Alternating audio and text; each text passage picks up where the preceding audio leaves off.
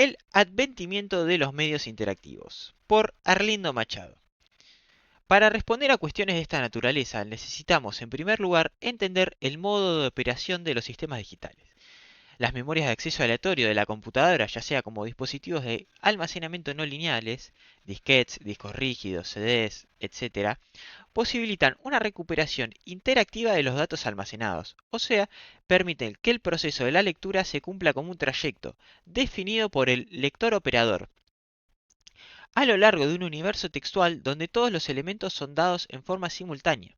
Con los más recientes formatos de almacenamiento de las informaciones computacionales, el receptor puede entrar en el dispositivo textual a partir de cualquier punto, seguir cualquier dirección y retornar a cualquier punto ya recorrido.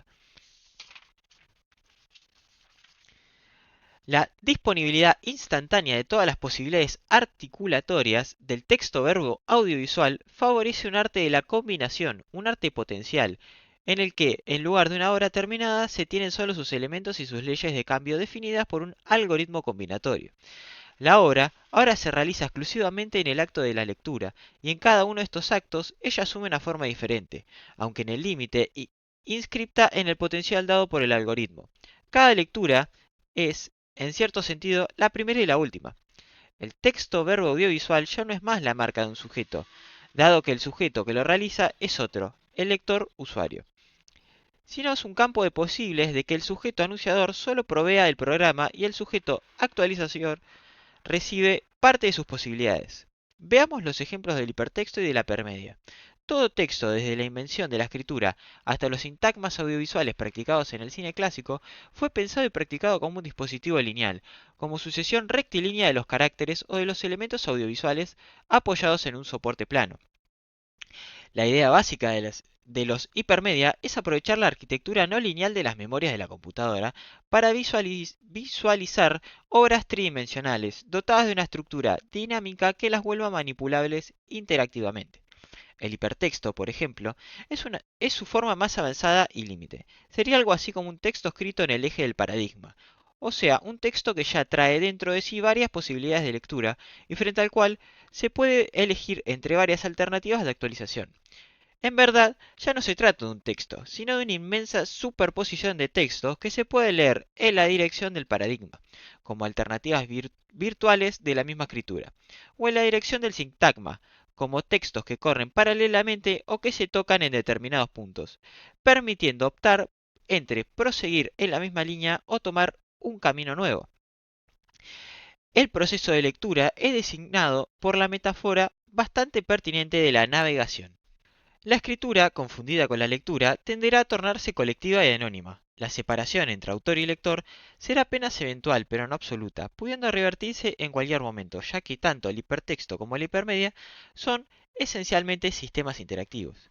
En verdad, el hipertexto parece eco de la hipótesis Mallarmina de Libré, un libro múltiple que contuviese potencialmente todos los libros posibles, o tal vez una máquina poética que hiciese proliferar poemas innumerables o un generador de textos, impulsado por un movimiento propio en el cual las palabras y frases pudieran emerger, aglutinarse, combinarse en un orden preciso, pero después deshacerse en busca de nuevas combinaciones. El libré debería tener una forma móvil, sería un proceso infinito de hacerse y deshacerse, algo sin comienzo y sin fin, que apuntará continuamente hacia nuevas posibilidades de relaciones y horizontes. Ya no se trata solamente de una obra abierta o polisémica en el sentido corriente, sino de una obra verdaderamente potencial, un libro donde los poemas estarían en estado latente, a partir de un número reducido de células. Se podrían realizar millonares de posibilidades combinatorias.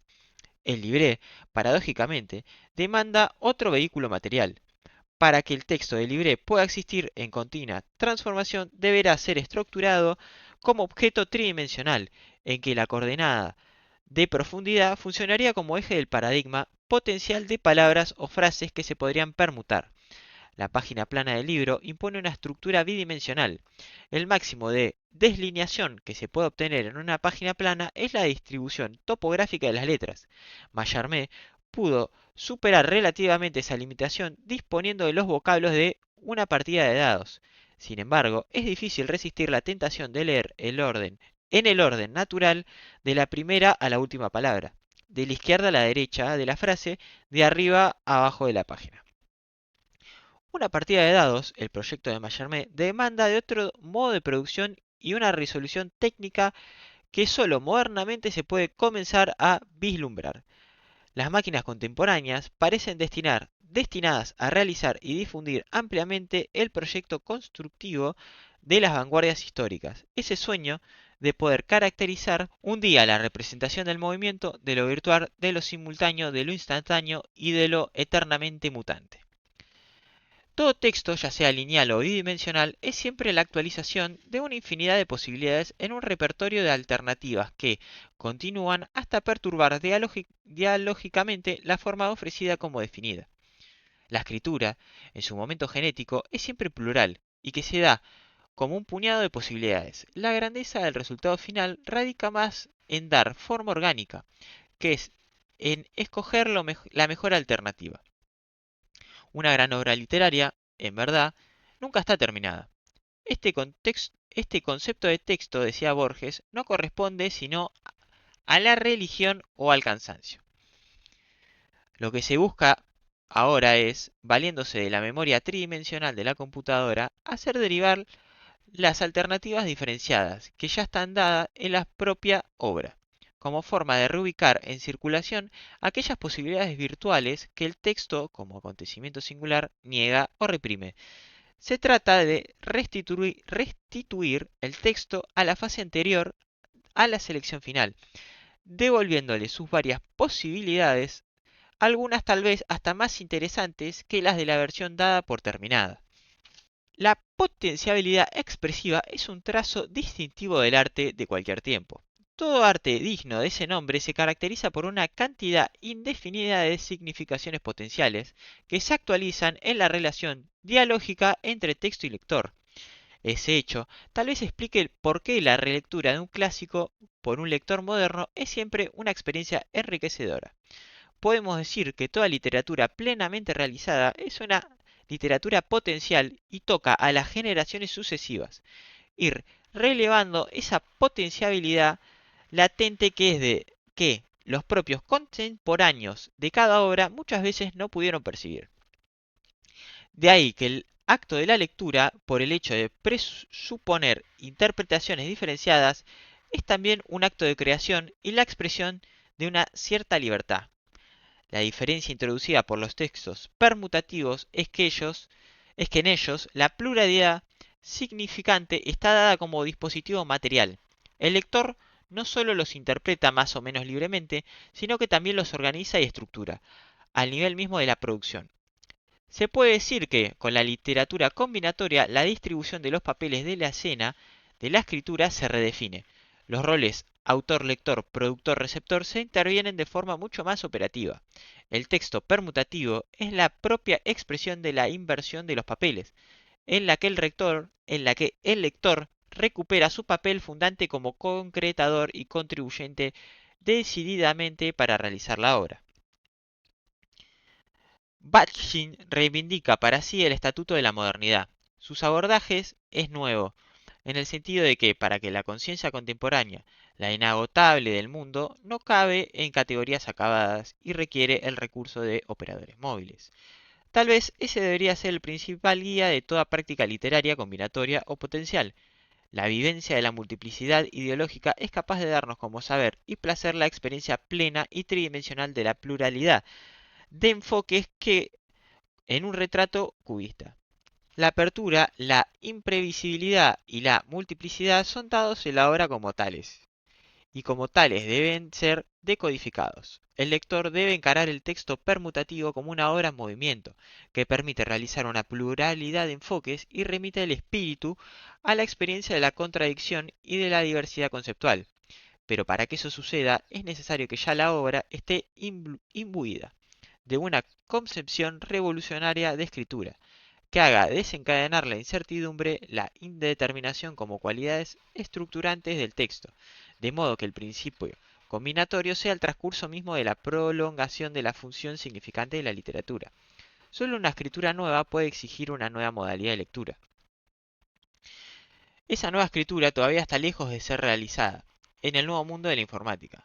pero las señales de sujeción ya se hacen sentir. Un texto reciente de Vicent Dostrin, en 1994, vislumbra la aparición de una tendencia nueva dentro del cine contemporáneo, identificada como preinteractiva. La, la preparación del cine para un nuevo periodo que se inicia. Ostriva ve esa tendencia evidenciada en dos films recientes: Smoking No Smoking, de Alan Reynes, de 1993, y Good Night Dance, de 1993 también, de Harold Ramis. Esos films, según el articulista, recuperan ciertos hábitos culturales inaugurados por los nuevos medios, tales como el zapping, la utilización del videocassette y de los videogames, pero su horizonte remoto es en cambio un hipotético cine interactivo. Lo que hay en común entre estos dos films es que el modo como, según Austria, ellos transforman aberraciones narrativas en sistemas coherentes, pero el dato nuevo que ellos introducen es la posibilidad virtual de interactividad. Naturalmente no tenemos aquí todavía films interactivos en el verdadero sentido de la palabra, como en cualquier film convencional.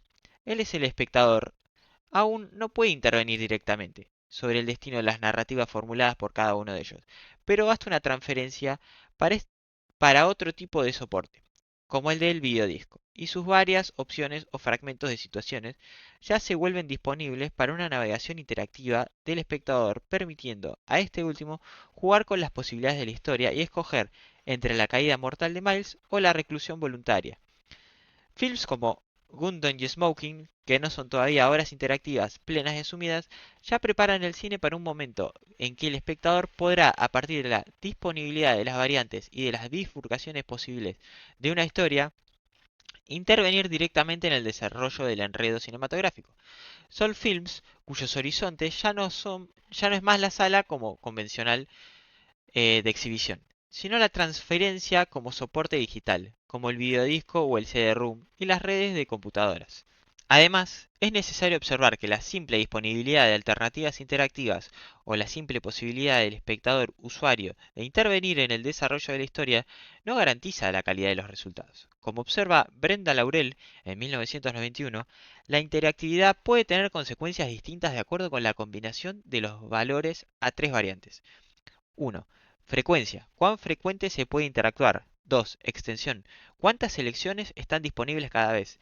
3. Significancia. ¿Con qué intensidad las posibilidades realmente alteran el rumbo de las cosas? Pero la calidad de los resultados no depende solo del grado de libertad del agente interventor. Una estructura enteramente abierta puede resultar solo caótica y degenerar entropía. Paradójicamente, una narrativa potencial realmente enriquecedora debe prever también restricciones a la navegación del usuario.